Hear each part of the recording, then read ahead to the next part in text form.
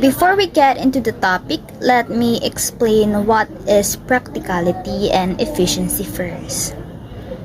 Okay, practicality, which means it should be used or useful for the improvement of instruction, for outcome and assessment. So this means, paano natin gagawin na useful lang isang assessment inside the classroom, right? So, we will choose assessment that are suitable for our student and teaching method or strategy. Because we're not doing assessment just to have tests, right?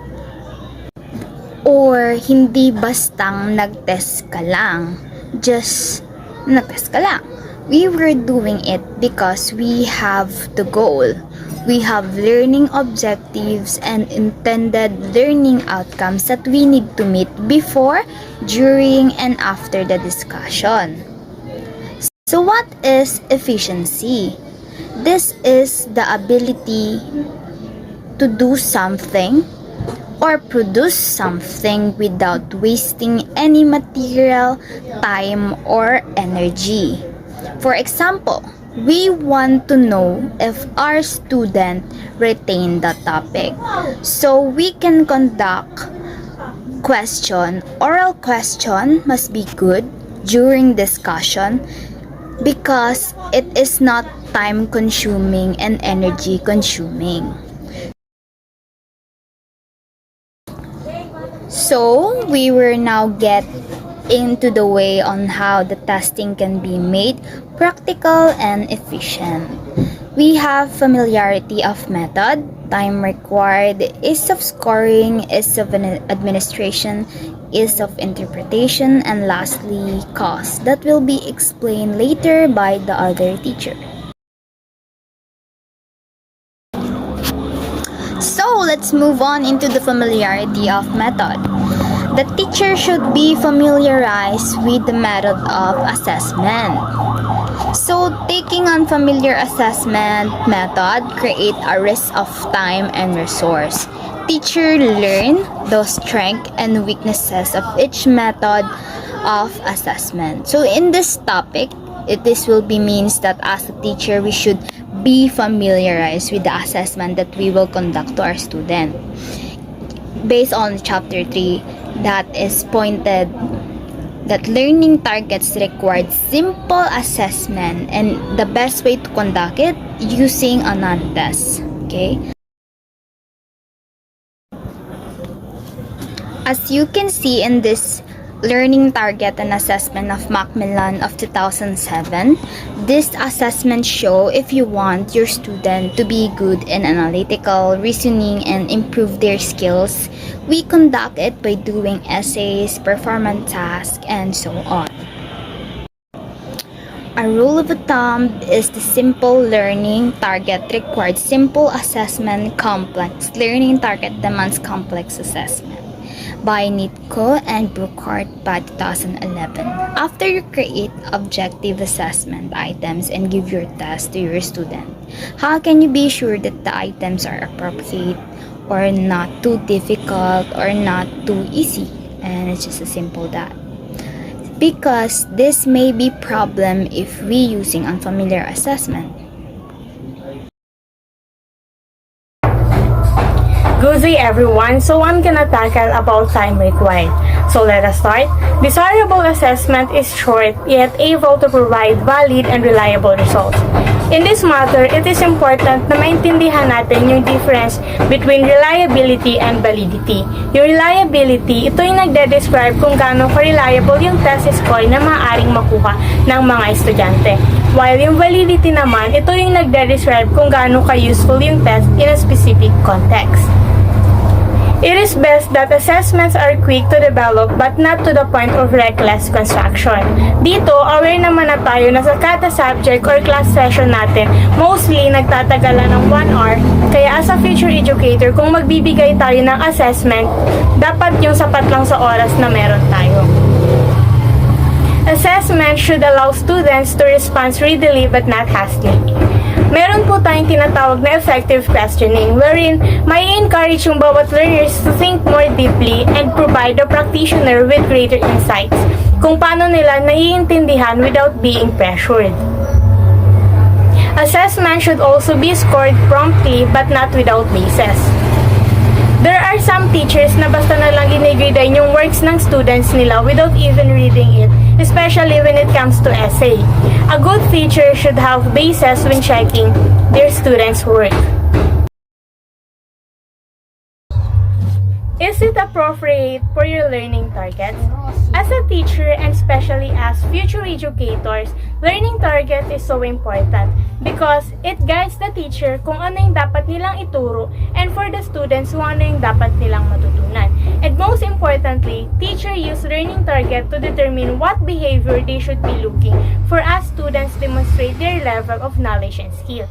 Aware naman tayo na to improve the performance of students, there should be an assessment to conduct. For example, neto yung multiple choices test, writing essays, enumerations, and so on. Assessment.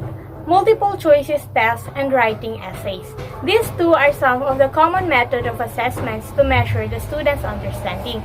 First is multiple choices test, wherein it takes times for the teacher to prepare pero kayang tapusin ng bawat estudyante in short period of time. It is an effective and simple way to measure learning. Maintaining a database of excellent test items shows that tests can be recycled and reused. Second is writing essays, wherein students should organize their thoughts and express them in writing to promote critical thinking. However, magkukonsume to ng maraming oras sa teacher para mabasa at maintindihan ang iba't ibang perspective ng bawat estudyante.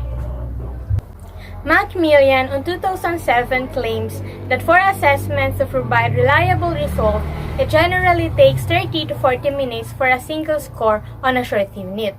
Teachers might gather during common planning time to cooperate on essential tasks and make decisions about students and instruction. Not only do students need more time to learn, but teachers also require more better preparation and learning time. To improve reliability is to lengthen the assessment. The longer it is, the higher the reliability. Is in administration.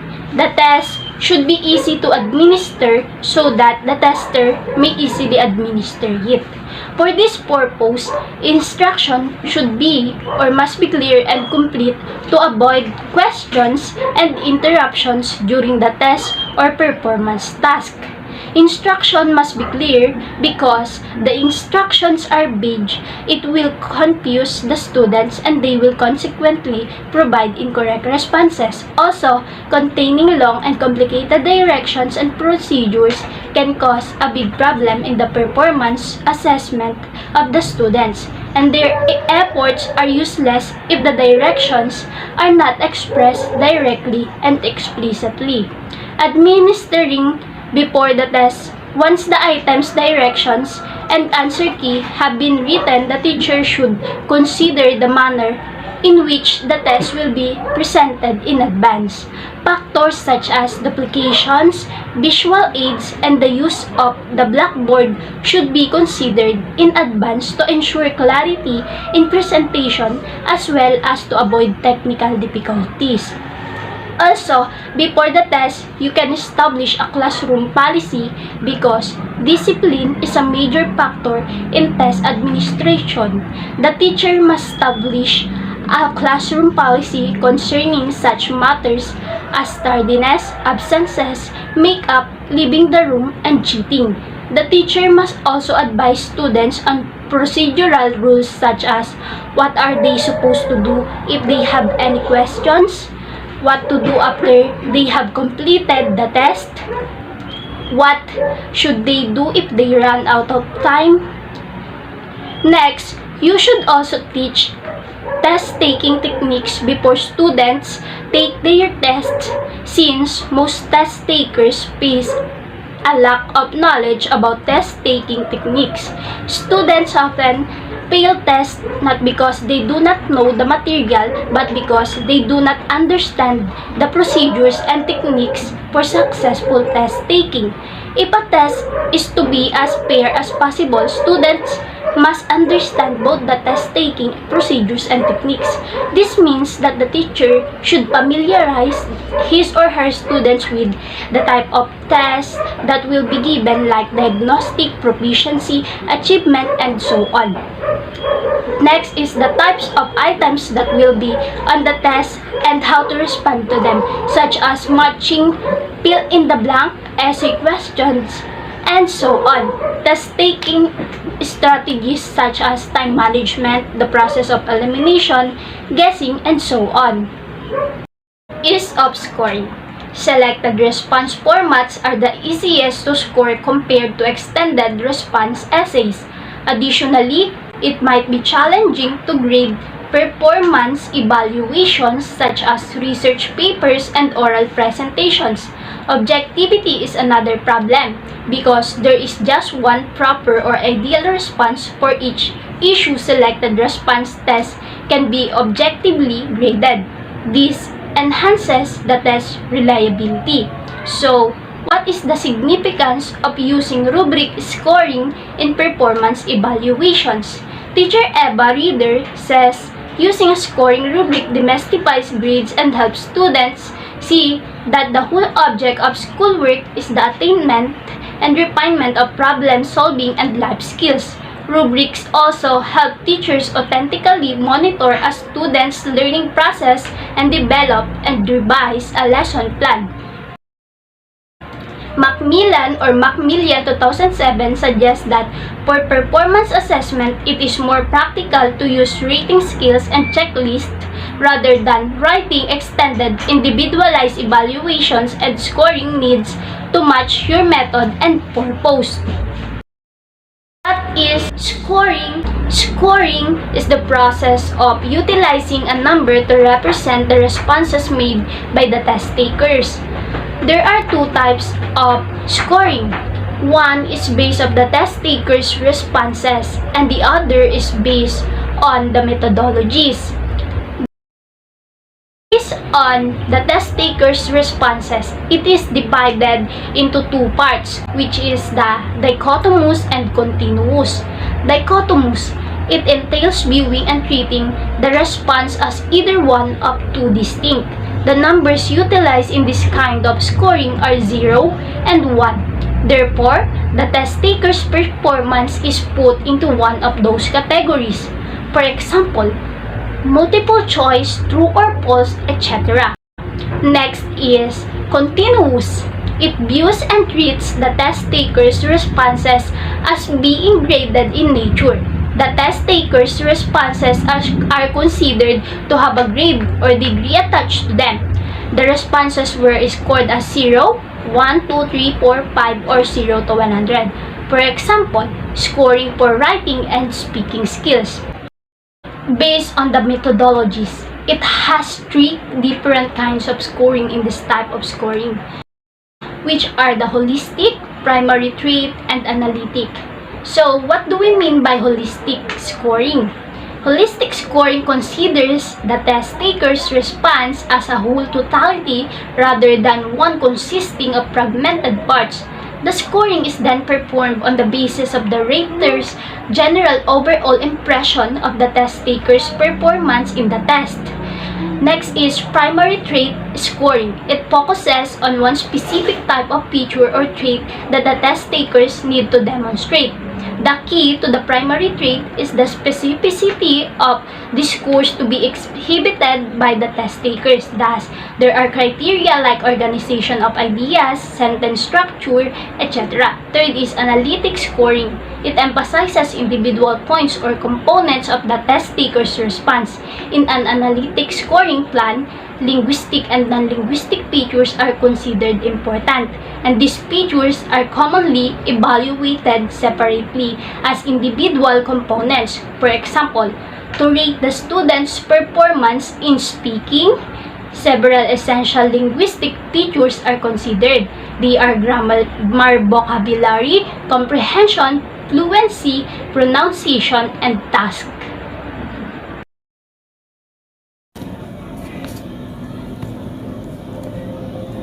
So let's move on to another ways, which is ease of interpretation. When it comes to this, the objective tests are the easiest to interpret, like matching tests, multiple tests, recall, and true or false tests. We have to provide sufficient information so that the interpretation will be accurate. And from the word standard, we need to measure the level of the quality or the attainment of the student. And we should matching the score with the level of proficiency of our students. So that's why we also have the rubrics. So this rubrics will present in the performance task. It will be the guide to improve the qualities of on how the student will work on their performance. Good day everyone, I'm Patricia G. Tibunsay and I'm going to discuss the cost, which is a topic that is assigned to me. So let's get started. In our presentation, it says that classroom tests are inexpensive to national or high-stakes tests. What do we mean by high-stakes tests? High-stakes test is an evaluation where it is fastened to a standardized test. It includes the college entrance examination, and all of you are familiar with this, professional licensing examinations.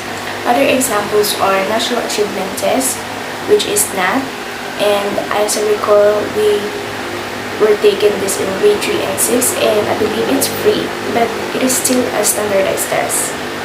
Another one, we have a Scholastic Assessment Test or SAT, and mostly of these required money to take, and it is expensive, especially yung LET, licensure examination for teachers, na ititig natin siya in the near future. Well, the sentence emphasized we can give an assessment to our students with a practical assessment that is affordable and applicable to them. For example, we have a classroom test, very popular, and it refers to students' tests that teachers create and deliver on their own. It is more on how the teachers systematically collect their students' learning traits and abilities. So for example, the first one here, as you can see, in-class discussions, which is a kind of a formative assessment for them to, or for teachers to know the capabilities and capacities of students' learning. We have also surveys, also a kind of formative assessment. And the last one, we have a final reports or reporting, right? It is a summative assessment. We can use these classroom assessments before, during, or after the lectures or instruction. It could be formal, which means we need to give them a test that has a criteria, or it could be informal, wherein brief observations occur. We can assist or collect students' learning with a practical, inexpensive, and alternative one, but it doesn't mean that we don't need to take a high-stakes test. These are just a basis for us to identify. So as you can see here, these are the following assessment or practical assessment that could be used to students' learning. The number one, we have a performance test. In terms of performance test, it is effective but little costly, whether it is written or oral. Why? Because students will provide and pay for their use of resources, computer, research, right? Or anything, and the other expenses. That is why, as you remember, teachers will accept and encourage their students na gumamit ng recycled materials in their projects. It is less costly and it is an effective way of learning. The second one we have an open-ended assessments. According to Darley Hammond and Adamson in 2013, open-ended assessments are more expensive to score, but they can support more ambitious teaching and learning. When we say open-ended assessments, these are the questions that provide with space for their respondents' answers. It is an effective, and aside from that, less time to test students' learning. You can identify if the lessons you discuss they acquire or they really acquire or not. Mostly used during or after this, could be after the discussion while evaluating students. The third one, we have a multiple choice question, and it is very popular in classroom and entrance tests. It consists of a stem of problems and questions followed with the multiple choice answers or list of responses. It is simple to students to analyze it, quick, simple to answer, and efficient to students. With this, we can ensure, evaluate, and measure students' learning effectively and